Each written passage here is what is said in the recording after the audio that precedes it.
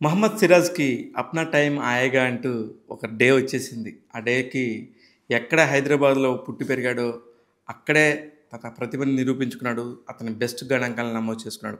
4 ఓవర్లు బౌలింగ్ చేసి 17 పరుగులు ఇచ్చి 4 వికెట్లు తీశాడు. This is the finest bowling of ever Siraj కెరియర్‌లో అని చెప్పొచ్చు. దేనికంటే పర్ఫెక్ట్‌గా ఒక హిట్టింగ్ అంతా కూడా ఉన్నది హైదరాబాద్ టీమ్ సన్ రైజర్స్ అని చెప్పేసి అందరూ అనుకుంటా ఉన్నారు.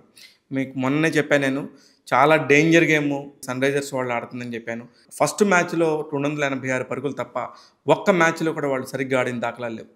4 మ్యాచ్‌ల్లో కూడా మొదట బ్యాటింగ్ చేశారు. 4 మ్యాచ్‌లు కూడా ఓడిపోయారు. 4 ఓవర్లు, 3 ఓవర్లు మిగిలుండగా ఓడిపోవడం అనేది ఐపీఎల్ టీ20లో అత్యంత దారుణమైన పరిస్థితి. ఇంత దారుణానికి అంత పెద్ద హిట్టర్స్ ఉన్న హైదరాబాద్ టీం ఎందుకంటే ఎప్పుడైనా సరే టీమ్ ఎఫర్ట్ ఉండాలి ఒక గేమ్‌కి. మీరు గమనిస్తే ఫస్ట్‌లో బెంగుళూరు కూడా ఇట్లాంటి సిట్యుయేషన్‌లోనే ఉండేది. ఒకప్పుడు బెస్ట్ హిట్టర్స్ అందరూ కూడా ఆ టీమ్‌లోనే ఉండేవాళ్ళు. కానీ ఎప్పుడు గెలిచిన దాఖలాలు లేవు. ఒక టైం తర్వాత అంతా సెట్ అయ్యి ఇట్లా కాదు, ఇట్లా ఉండాలని చెప్పేసి ఒక పద్ధతిగా గేమ్ ఆడటం స్టార్ట్ అయిన తర్వాతనే ఆ టీం నిలదొక్కుంది. ఇప్పుడు టాప్ 5లో కూడా రన్ అవుతా ఉండింది. ఇకపోతే ఇప్పుడు సిరాజ్ గురించి ఖచ్చితంగా మాట్లాడుకోవాలి. దాదాపు ప్రతి మ్యాచ్‌లోనూ ఒక వికెట్ తీసినట్టుగా దాదాపు 100 వికెట్లను తీశాడు. 96, 97 మ్యాచ్‌ల్లోనే అతను పాల్గొనడం జరిగింది. ఏదేమైనా హైదరాబాద్‌లో తన ప్రతిభని చూపించేసి man of the match award దక్కించుకోవడం అనేది అప్నా టైమ్ ఆయేగా అంటే ఇంకేమంటాం. అందుకనే సిరాజ్ గారికి అప్నా టైమ్ ఆయేగా.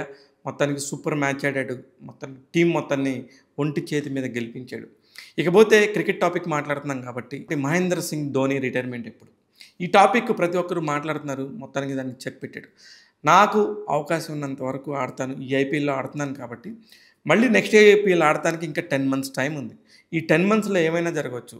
అప్పుడు గనుక నేను బ్యాటింగ్ పర్ఫెక్ట్‌గా చేయగలిగి బాగా ఆడగలననుకుంటే కంటిన్యూ అవుతాను. అదర్‌వైజ్ నాకై నేనే రిటైర్మెంట్ ప్రకటిస్తాను. అప్పటిదాకా ఈ 10 మంత్స్ నా రిటైర్మెంట్ గురించి మాట్లాడుకుంటూ ఉంటే బాగుంటుందని చెప్పేసి సరదాగా అలాగా ఒక చెలోక్తిలాగా చెప్పేశాడు. అంటే ధోని రిటైర్మెంట్ గురించి ఇంకో 10 నెలలు మనం ఎవరు మాట్లాడొద్దు గప్‌చుప్ అనే విషయాన్ని ఆయన చెప్పకనే చెప్పాడు. చూస్తూనే ఉండండి ఇలాంటి అనేక క్రికెట్ విషయాలను ఎప్పటికప్పుడు మీ ముందుకు తెస్తూ ఉంటాను.